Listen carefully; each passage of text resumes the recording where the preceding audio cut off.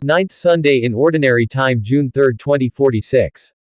First reading 1 Kings 8:41-43. In those days, Solomon prayed in the temple saying, to the foreigners, likewise, who are not of your people Israel, but who come from a distant land for the sake of your names, since people will hear of your great name and your mighty hand and your outstretched arm when they come and pray toward this house.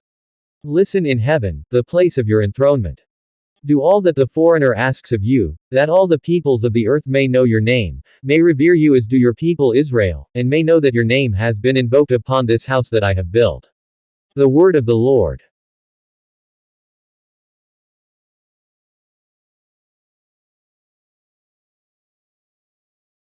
Responsorial Psalm, Psalms 117. 1-2. Go into all the world and preach the gospel. Praise the Lord, all you nations. Extol him, all you peoples.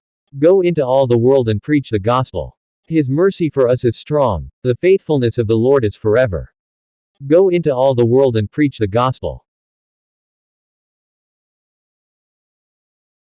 Second reading, Galatians 1. 1-2, 6-10. Paul, an apostle not from human beings nor through a human being but through Jesus Christ and God the Father who raised him from the dead.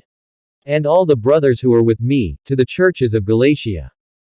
I am amazed that you are so quickly forsaking the one who called you by the grace of Christ for a different gospel, not that there is another, but there are some who are disturbing you and wish to pervert the gospel of Christ. But even if we or an angel from heaven should preach to you a gospel other than the one that we preached to you, let that one be accursed. As we have said before, and now I say again, if anyone preaches to you a gospel other than the one that you received, let that one be accursed. Am I now currying favor with human beings or God? Or am I seeking to please people? If I were still trying to please people, I would not be a slave of Christ. The word of the Lord. Gospel Luke 7. 1-10. When Jesus had finished all his words to the people, he entered Capernaum. A centurion there had a slave who was ill and about to die, and he was valuable to him. When he heard about Jesus, he sent elders of the Jews to him, asking him to come and save the life of his slave. They approached Jesus and strongly urged him to come, saying, he deserves to have you do this for him. For he loves our nation and he built a synagogue for us. And Jesus went with them, but when he was only a short distance from the house, the centurion sent friends to tell him, Lord, do not trouble yourself, for I am not worthy to have you enter under my roof. Therefore, I did not consider myself worthy to come to you, but say the word and let my servant be healed. For I too am a person subject to authority, with soldiers subject to me.